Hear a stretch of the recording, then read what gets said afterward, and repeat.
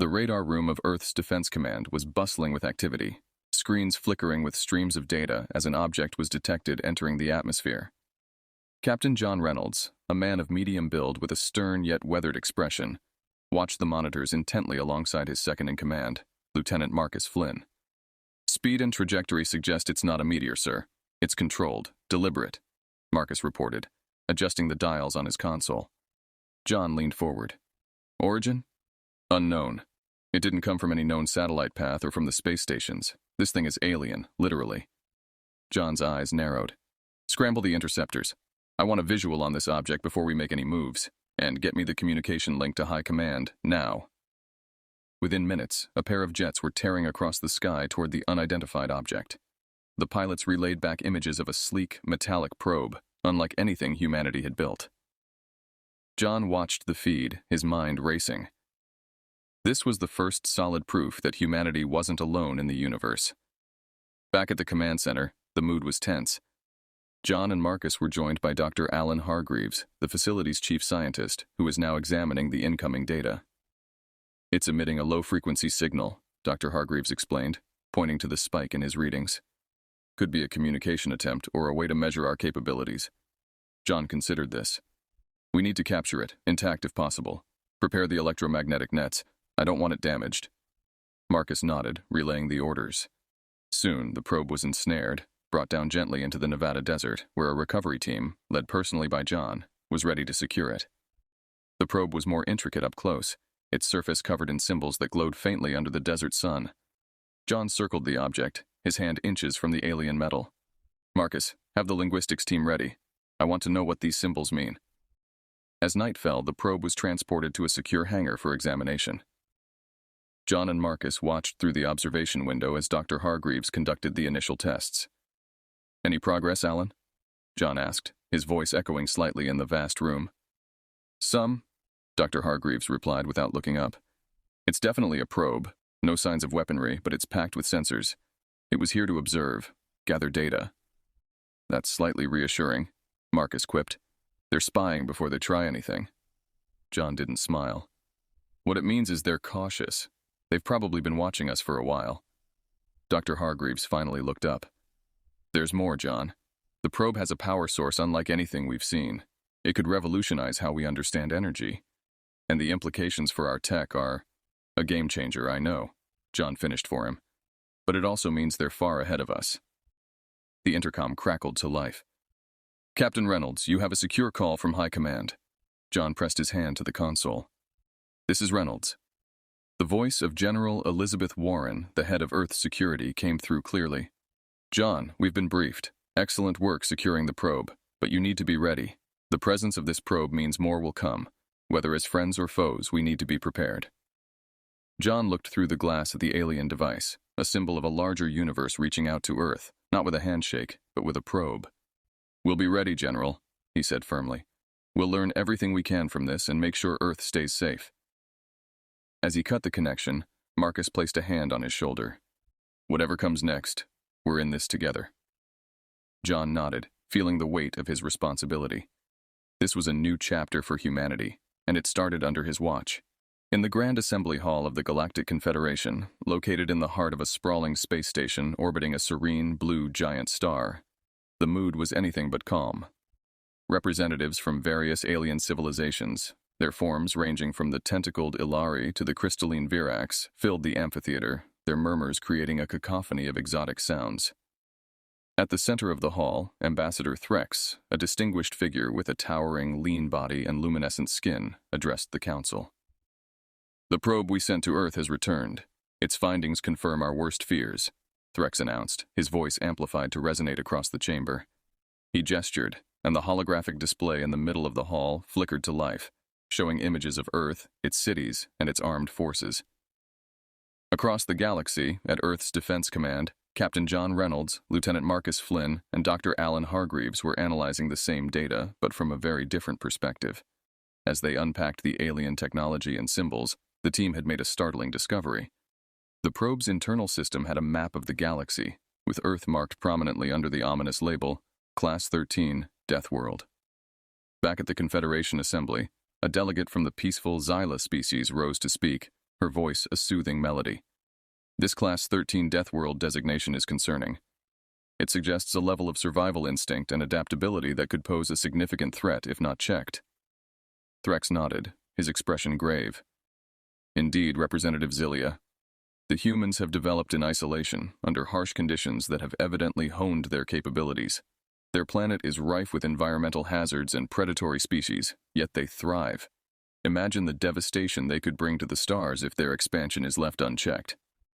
In a secure conference room on Earth, John briefed his team on the potential implications of the probe's findings. They've been watching us because they're scared of what we might become. This isn't just about our place in the universe. It's about whether they think we deserve one at all. Marcus leaned forward, his brow furrowed. So, what's our move? If they decide we're too dangerous, John met his gaze firmly. Then we need to be ready to defend ourselves. But first, we need to understand more about them. Dr. Hargreaves, anything more on that tech? Dr. Hargreaves adjusted his glasses, pointing at the holographic display of the probe's engine. We've made some progress in reverse engineering their power source. It's advanced, but not magic. We can replicate some of the basic principles. At the Galactic Confederation, Threx continued to press his point. We must consider a preemptive measure to ensure the safety of the galaxy. The humans must not be allowed to enter the galactic stage unbridled. A heated debate ensued among the representatives. Some argued for diplomacy, others for restrictions, and a few for outright preemptive action. As the debate raged on, another member of John's team, Major Darren Cole, joined the discussion back on Earth. If they come at us, it won't just be with probes next time. We need a strategic defense plan that covers not just space, but our own skies and ground. John nodded, turning to his team. Let's prepare for all scenarios. We'll continue the diplomatic approach if they reach out, but let's not kid ourselves about what might be necessary. We need to keep this planet safe, no matter what comes. As the assembly at the Confederation reached no clear decision, Threx's voice rang out, a final call to reason, or warning. We will reconvene tomorrow. Consider what is at stake. The survival of our ways of life, our civilizations, may depend on the actions we choose to take against Earth. The screen faded, and the representatives dispersed, the weight of the impending decision hanging heavy in the space station's artificial atmosphere.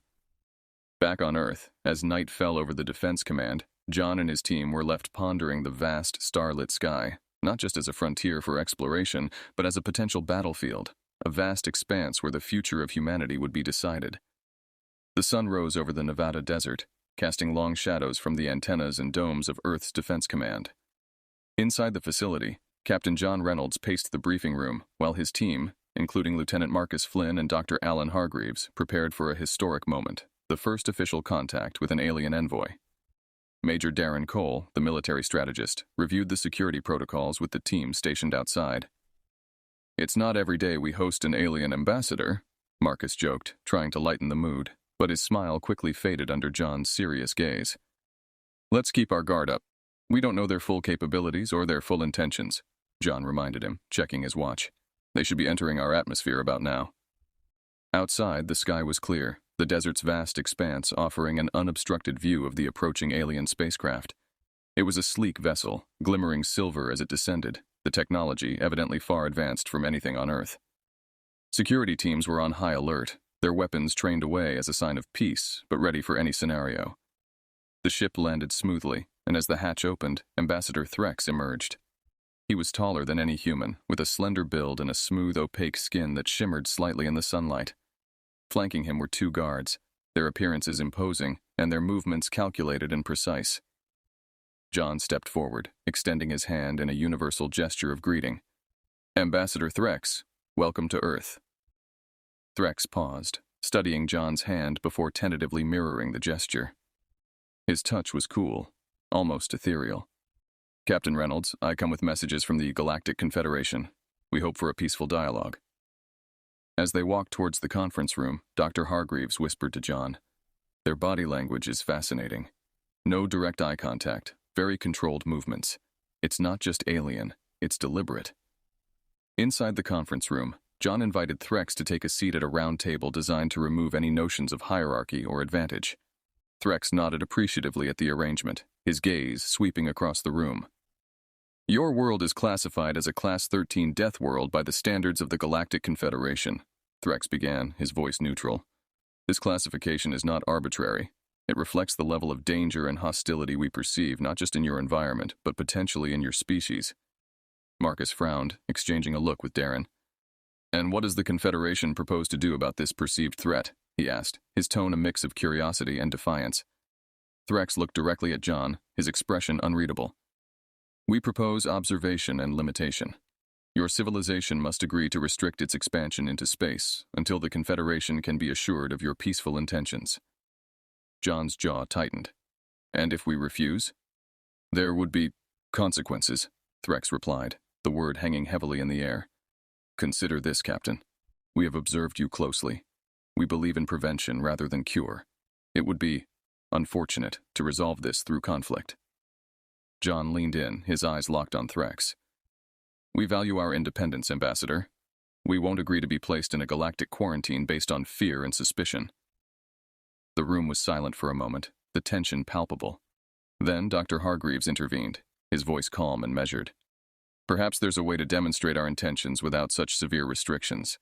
Could we consider a mutual exchange of knowledge and technology?" Threx considered this, then nodded slowly. "This is something I can bring back to the Confederation. It would be a gesture of goodwill, a step towards trust." As the meeting adjourned, Threx stood, his stature imposing yet somehow serene. "I will return to my superiors with your proposals. This dialogue, Captain Reynolds, is far from over." Watching the alien delegation depart, John turned to his team. "Stay sharp. We've managed to buy some time, but this is just the beginning. We need to be ready for anything." The team nodded, understanding the gravity of the situation. As they walked back to the command center, the weight of their newfound responsibility to protect Earth's sovereignty while navigating the precarious waters of interstellar diplomacy rested heavily on their shoulders. Back at Earth's Defense Command, the mood was charged with urgency. The initial meeting with Ambassador Threx had opened a channel of diplomatic discourse, but also unveiled the depth of the Confederation's concerns and their potential duplicity. As Captain John Reynolds reviewed the records of their conversations, Lieutenant Marcus Flynn focused on decrypting further data recovered from the initial alien probe.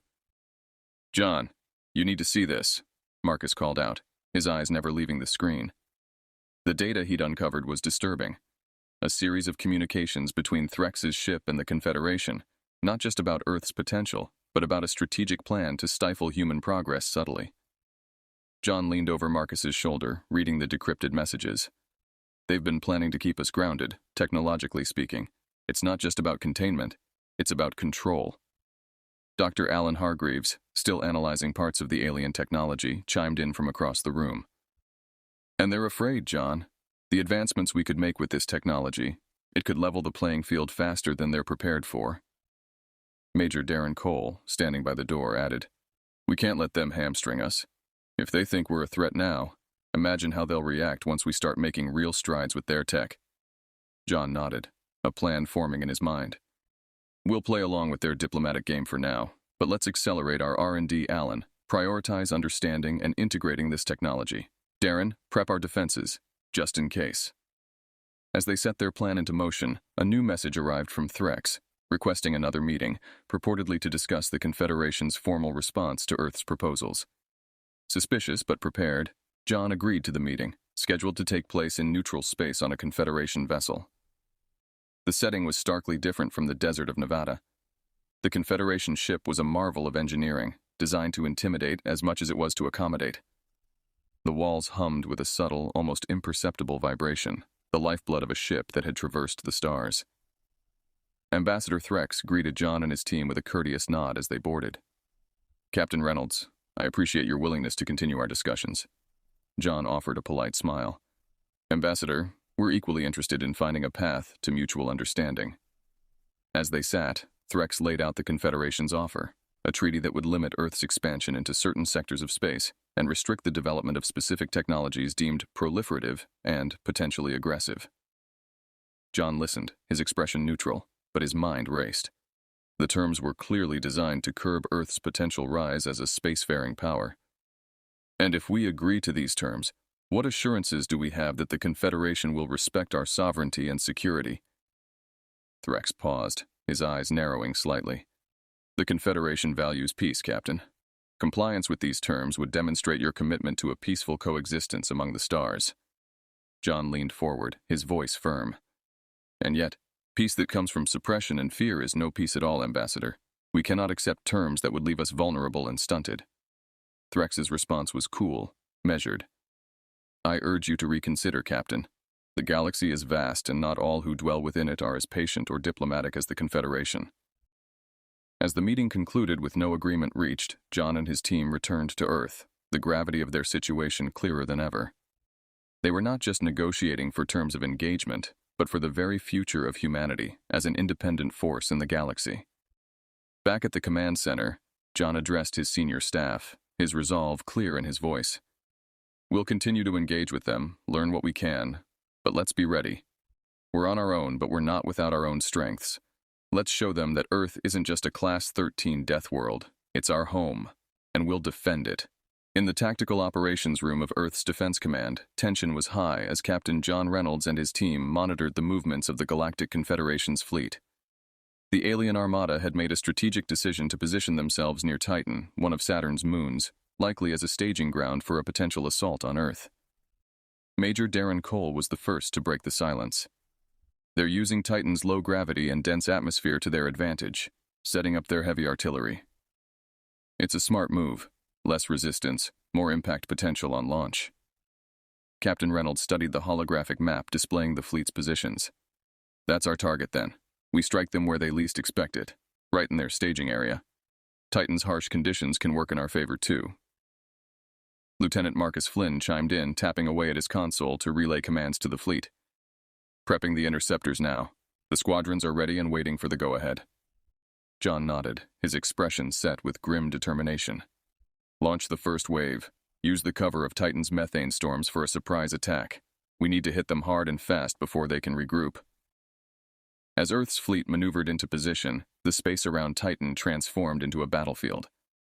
The first wave of human interceptors plunged into the thick orange clouds, their sudden appearance catching the alien armada off guard. Explosions lit up the murky atmosphere as Earth's forces made contact. Dr. Alan Hargreaves monitored the battle's progress from a bank of screens, providing real-time data to the command team. Direct hit on 2 of their cruisers. Their shields didn't hold up against the storm-enhanced torpedoes. John's focus was unyielding as he ordered, "Keep the pressure up. Deploy the next squadron. Aim for their flagship. If we can take out their command center, it'll throw them into chaos."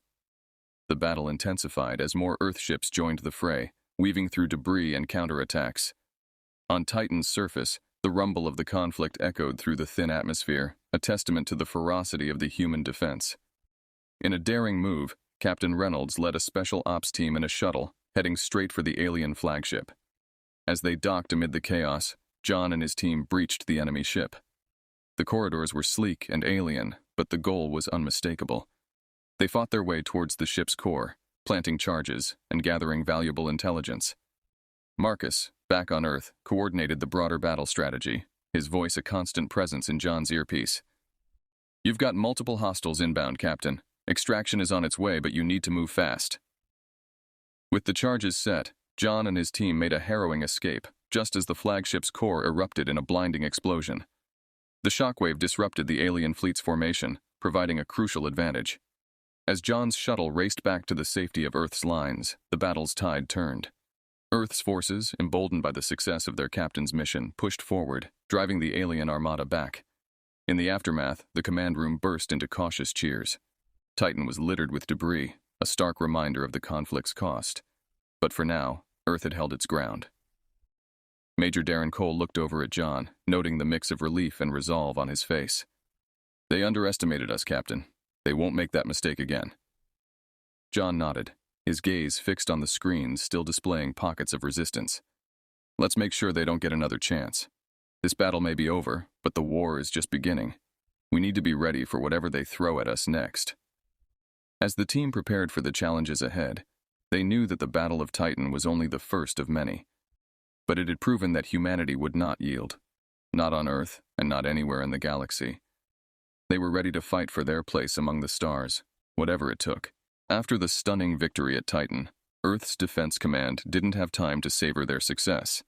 Captain John Reynolds, still analyzing the intelligence gathered during the raid on the alien flagship, uncovered disturbing plans for a full-scale invasion of Earth. The Confederation, now aware of humanity's capabilities and resolve, was preparing for an all-out assault, intending to end the human threat once and for all. In the strategy room, John convened with his top advisors, including Lieutenant Marcus Flynn and Major Darren Cole. Dr. Alan Hargreaves was also present, bringing insights from the alien technology they had managed to secure and adapt. Based on the data we retrieved, their next move will be a direct attack on Earth, John explained, pointing to the projections on the screen. They've rallied their remaining forces and are likely to target key military and industrial locations. Marcus, reviewing tactical displays, added, "They've mustered what looks like the largest armada we've seen yet. The bulk of their fleet is just beyond Mars, prepping for a warp jump to Earth." Darren, always focused on the defense, chimed in, "We've upgraded our missile defenses with their tech. It's given us a better shot, but John, this is going to be the real test of our capabilities." John nodded gravely. "Our objective is clear. Defend Earth at all costs. We'll use everything at our disposal. If they want a war, we'll give them one they won't forget." As the alien armada made its jump to Earth, the skies above the planet bristled with anticipation and fear. Civilians were moved to shelters and all eyes were on the sky, which soon filled with the ships of the Galactic Confederation. It was a display designed to intimidate, to crush hope before the battle even began. The first salvo of the battle started when dozens of alien warships entered Earth's orbit, unleashing a barrage of energy weapons that lit up the sky. Earth's enhanced defenses responded with precision, the sky erupting in flashes of light as missiles intercepted the incoming fire. John coordinated the global defense efforts from the command center, his voice a constant presence for his troops. "Hold the line," he commanded. "Protect the cities, keep their ships at bay. Use the orbital platforms to disrupt their formations." As the battle waged, Dr. Hargreaves made a breakthrough with the alien technology. "John, we've managed to adapt their shielding technology, deploying it now to our satellites and key installations. It should give us more time." The tide of the battle began to turn as Earth's new defenses started to take effect, blunting the alien assault and protecting much of the infrastructure. However, the Confederation deployed its most fearsome weapon yet, a massive dreadnought that bore down on Earth, capable of devastating planetary surfaces. Seeing the threat, John ordered a risky maneuver. "Darren, Marcus, lead the squadrons. Target that dreadnought. We take it down, and we break their backbone." Marcus and Darren piloted their fighters through a storm of fire, leading their squadrons with lethal precision.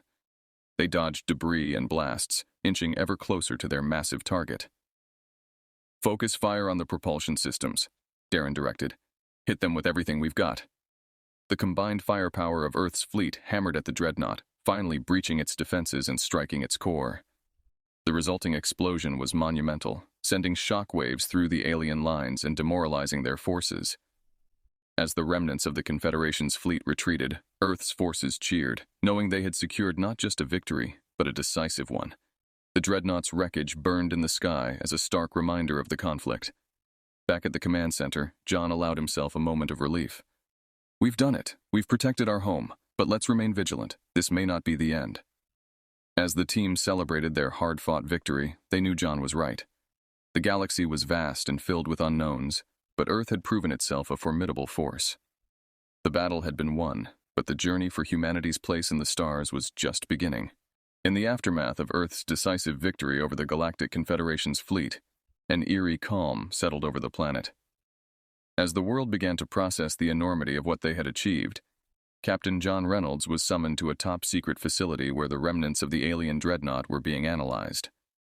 Accompanied by Dr. Alan Hargreaves and Major Darren Cole, John walked through the secure facility, a sprawling complex buried deep underground. The central chamber housed the dreadnought's core, which had been painstakingly transported back to Earth. It was a marvel of alien technology, still partially active, pulsing with a faint glow. Dr. Hargreaves, ever the scientist, was palpably excited despite the fatigue that hung over them all.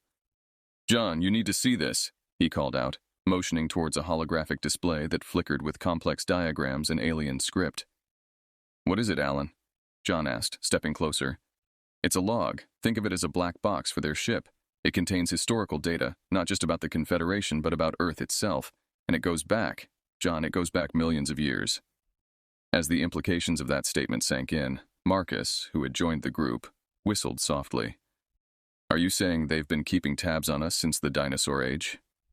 More than that, Dr. Hargreaves replied, his hands deftly navigating the alien interface. According to this, Earth was once a sort of nexus point for ancient interstellar civilizations, a hub of sorts before some kind of cataclysmic event turned it into the Deathworld it is now. John processed the information, his mind racing. So, our whole history, our evolution, it was shaped by this event? By alien influence? It appears so, Dr. Hargreaves confirmed. And there's more. It suggests that the resilience and adaptability of human beings were enhanced by genetic interventions from these ancient visitors. Darren looked between them, a frown etching his brow. So what, we're just experiments? Is that why the Confederation was so scared of us? It's possible, John mused. Our potential was known, or at least suspected, by whoever set those changes in motion. The Confederation must have found out and realized what we could become. The group stood in silence, each lost in thought. The weight of their history, and the history of their entire planet, had shifted in a moment, rewritten by the revelations of an alien machine. Breaking the silence, Marcus spoke up. What do we do with this information? It's not just about military strategy or defense now. This is about who we are, where we come from. John looked around at his team, his resolve hardening. We keep it secure for now. This knowledge, it could cause panic, or it could inspire. We need to figure out the right way to handle it. But one thing is clear. We can't let others dictate our path. Not anymore. As they left the facility, the world outside seemed unchanged. The sky just as blue, the grass just as green. But for those in the know, everything had shifted. Humanity was not just a survivor of a harsh Earth, but a product of cosmic interventions, with a legacy that was as old as the stars. In the days that followed, John worked closely with world leaders, scientists, and historians to form a council dedicated to understanding the full implications of their origins and what it meant for their future. Earth was not just defending itself against alien threats, it was stepping into its role in a much larger cosmic tapestry. The revelation brought a new sense of purpose and unity. Humanity began to view themselves not just as inhabitants of Earth, but as custodians of a legacy that stretched back to the dawn of interstellar civilization. The battle for their planet had ended, but their journey to understand their true place in the cosmos was just beginning. After the staggering revelations about Earth's ancient interstellar significance and humanity's engineered origins, Captain John Reynolds faced the challenge of guiding a world through its next evolutionary leap. The planet was buzzing with a mix of excitement and trepidation. Every human eye now turned towards the stars with a new perspective. In the sprawling conference hall of the United Earth Council, representatives from every nation gathered, their differences set aside for a monumental session. The room, typically a place of political maneuvering, was charged with a sense of unity and purpose. John stood at the podium, the weight of history and the future pressing equally on his shoulders. Ladies and gentlemen, today we stand not just as representatives of our nations, but as custodians of a legacy that predates any government, any civilization on this planet. John began, his voice steady and clear. We have learned that our species was shaped by forces beyond our understanding, guided by ancient civilizations that saw potential in humanity. He paused, letting his words sink in. Around him, the faces of world leaders reflected a mixture of awe and resolve.